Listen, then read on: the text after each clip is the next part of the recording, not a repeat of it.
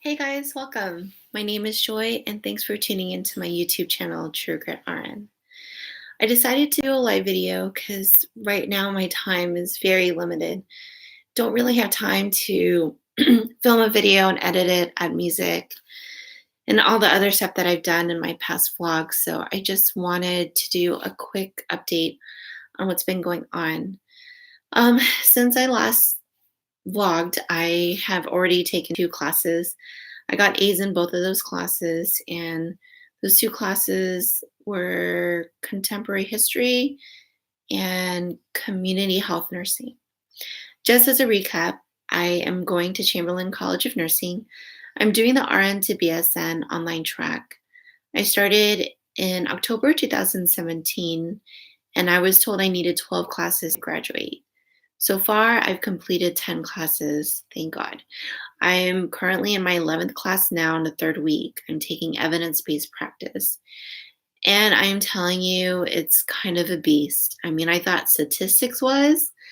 This one is just really kicking my butt. And I don't know if it's just because I'm closer to the end of getting my bachelor's in nursing, or it's just a lot of work. It's a new way of learning how to research topics in regards to nursing, and it really has become a challenge. Just like contemporary history, there is a ton of reading. And I felt like I really have to read this because when you do post, you can't really lie about it. Or, I mean, it has to be legit. You have to cite where you got your information from, where you're paraphrasing, all the good information that you're giving back to your teacher, just letting them know that you are learning what they want you to learn. But so far it's been really interesting. It's really got me questioning why we do the things actually where I work in the trauma ICU. For instance, we have gotten away from using Foley catheters for very long time. Usually they're out within a day or two, or sometimes within a few hours. And in regards to the male patients, we do use a condom catheter. Now, I wanted to do my evidence based practice on the use of condom catheters and the protocols. And using the research method that I'm learning in this evidence based practice, there's not that much research out there. So I talked to my educator at my work. She said there is no protocol. And I told my professor at Chamberlain College of Nursing, she just really encouraged me to possibly coming up with a protocol and presenting it to my job, which is something that I never thought I would do. I'm more like a ICURN. I come in, I do my 12, and I leave. I try not to get in the politics of it. I hardly ever complain if you're going to give me 2 hard patients, 2 easy patients, 2 patients, one across from each other where it's hard for me to see the monitor. I really don't complain. And as far as education and changes go where I work, I just learn it and then I implement it at the bedside without even questioning it. So this class really is teaching me to question everything that we do at the bedside and wanting to know the reasons why. So I'm kind of glad that I saved this class towards the end. Um, so my birthday did come and go. I did turn 40. She can tell the hair, but it's okay. I don't go anywhere anyways. My son, I'll say he's 90% healed in regards to his skin. Now we're dealing with asthma issues, and we did have to go back to the ER Father's Day weekend. We went twice within 3 hours, and it was, I think, very more traumatic for me mentally than my family. My husband had a CrossFit competition that day. Once he got home, I said, I think we need to go to the ER. He's been struggling to breathe pretty much today. Lots of throat retractions. The neb treatments were lasting longer than 2 or 3 hours, coughing a lot. I just felt very uncomfortable.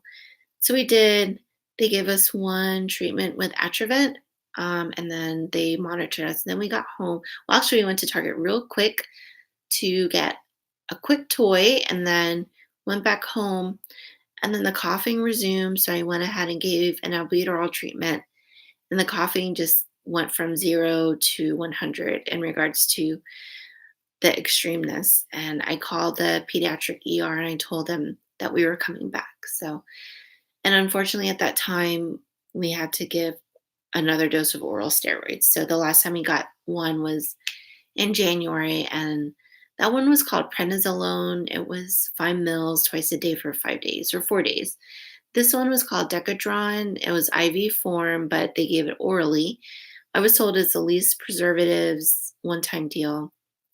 So far, we've been pretty good. Wheezing maybe once a day, every other day, sometimes once a day, every day. Just depends on this crazy Florida weather. Um, and we've just been keeping it at bay. We did go to the beach for the first time 3 weeks ago. Um, and it was lovely. It was cloudy, rainy, sprinkly. And honestly, all I could do was cry. I know I should have been happy, but it just brought back memories of last time that we were at the beach last year in June, and very traumatizing and totally different. But we are healing. I'm I don't know if I'm grieving last year, but um, I just take it day by day. So my whole point to this is you can totally go to Chamberlain College of Nursing, be a mom, work 2 to 3 times a week, be a wife. You just have to dedicate your time to your schoolwork. Give yourself time. Usually, when I do my schoolwork, it's if I'm off the next day, it's after midnight when everyone's asleep. No one is interrupting me. And I still use a Pomodoro timer method where I study hard for 25 minutes, take 15 minutes break, and then go at it again. So um, that's pretty much it. And let me get back to posting. Tonight's question is pretty in depth. Lots and lots of information to give back to my professor. Last week I got 47 points out of 50. I know that's not that bad, but for me, like I expect to get 50 points at least for the discussion posts because I do lose some points when I do APA format papers, and I do have a major one coming up that's due this Sunday. So, anyways, I will respond to everybody's emails tonight. I do apologize for slacking on this vlog. Unfortunately, it's kind of just became maybe six on priority list for me. I've been trying to back off social media just so I can focus on school. Say hi, Diego. That's a stretch, but it's all we got. So please continue to email me, post any questions that you have. I'm interested to learn about your nursing journey. And I will update you guys on what my next step after the BSN. Thank you guys for watching. Bye.